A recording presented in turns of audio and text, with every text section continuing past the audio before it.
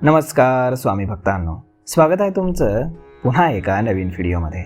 जय जय श्री स्वामी समर्थ.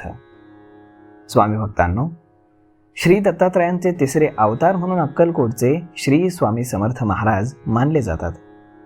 आजही अनेकांना स्वामी समर्थ महाराजांच्या कृपेचा अद्भुत अनुभव येत राहतो. भिवू नकोस, मी तुझ्या पाठीशी आहे, हे स्वामींचे अभय वचन असून अशक्यही शक्य करतील स्वामी ही भाविकांची अतूट श्रद्धा आहे. स्वामी अद्भुत आहेत. स्वामी स्वयंभू स्वयंसिद्ध आहेत.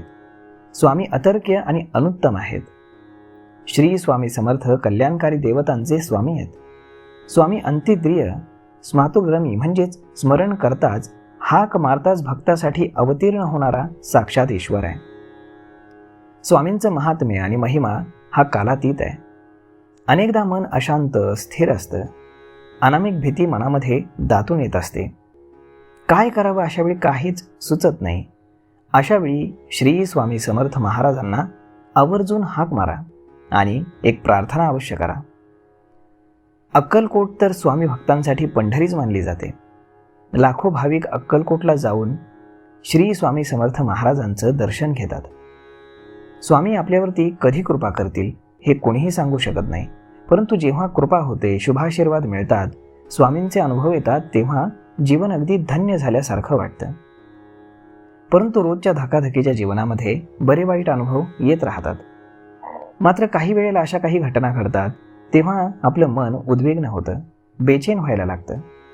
अनेक दिवस अशाच अशांत मानसिकतेमध्ये जात असतात आणि आपण त्यातून बाहेर पडण्याचा मार्ग शोधत राहतो, चाचपडत राहतो. परंतु केवळ अंधारच आपल्या डोळ्यासमोर दिसत असतो. सगळे दिवस काही मनासारखे नसतात. सुखदुःखाचा ससेमिरा सुरूच राहतो. चांगले दिवस दाखवण्याआधी स्वामी परीक्षा घेतात. त्या संकट काळामध्ये न डगमगता एक प्रार्थना करावी. स्वामी नक्कीच बळ देतील. मानसिक शांतता जर तुम्हाला लाभत नसेल, प्रयत्न करूनही तुम्हाला मेहनतीचं फळ मिळत नसेल, अशावेळी मनाची घालमेल जास्त वाढते. अनेकदा संकट येतात. संकटांना सामोरं जाण्याची ताकद आपण देवाकडे मागावी. अशा वेळेस एक प्रार्थना अवश्य करावी. रोजच्या उपासनेमध्ये ती समाविष्ट करावी. केवळ शब्दच नाही तर त्यामागील भाव समजून उमजून म्हणावी. असं केल्यानं आपलं मन स्थिर होईल, शांत होण्यास मदत मिळेल आणि विचारचक्र आपलं थांबू शकेल. पूर्ण समर्पण भाव आपल्यात जागृत होईल आणि स्वामींना प्रार्थनापूर्वक तुम्हाला ती विनंती करावी लागेल.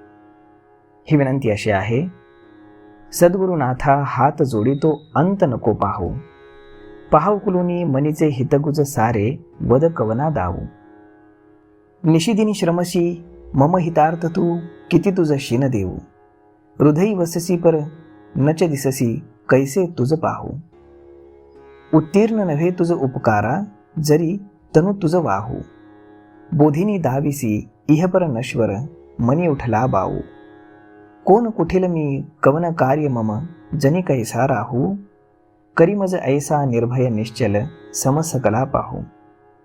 अजान हदबल भ्रमित मनीची तळमळ कशी साहू, निरसुनी माया दावी अनुभव प्रचिती नको पाहू. तर मग स्वामी भक्तांनो, अशा पद्धतीने स्वामी कृपा प्राप्त होण्यासाठी आपण आपली योग्यता वाढवायला हवी. स्वामींवरती अपार श्रद्धा आणि दृढ विश्वास ठेवायला हवा. स्वामी नक्कीच आपलं शुभ करतील अशी अढळ श्रद्धा कायम ठेवा. स्वामी महाराजांप्रती केवळ नम्र, शरणागत आणि समर्पण भाव ठेवा. स्वामींवरील निष्ठा आणि श्रद्धा कधीही कमी होऊ देऊ नका. स्वामींवरती विश्वास ठेवून सतत नामस्मरण आणि स्वामी सेवा करत राहा. गरिबाला मदत करणं, मोठ्यांचा मान राखणं, सेवा करणं, लहानग्यांना समजून घेणं, रागावर नियंत्रण ठेवणं, सर्वांशी मैत्रीपूर्ण संबंध निर्माण करणं आणि मुख्य म्हणजे माणुसकी जपणं, या गोष्टी जे लोक करतात ते स्वामींच्या कृपेला पात्र होतात असं म्हटलं जातं. कोणी कसंही वागलं तरी आपण प्रामाणिकपणे वागत असू तर आपल्या कृतीवरती स्वामी नेहमी लक्ष ठेवून राहतात. आपलं कार्य त्यांना समर्पित करावं. संकट काळामध्ये निराश, उदास न होता मनोभावे स्वामींना या प्रार्थनेतून आर्त साथ घाला. स्वामी निश्चितच आपल्याला मदत करतील आणि अशक्यही शक्य करतील असा दृढ विश्वास मनामध्ये कायम ठेवा. जय जय श्री स्वामी समर्थ.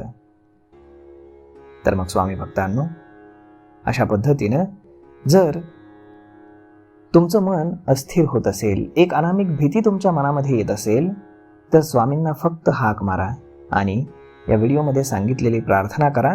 पहा तुमचं मन शांत होतं की नाही.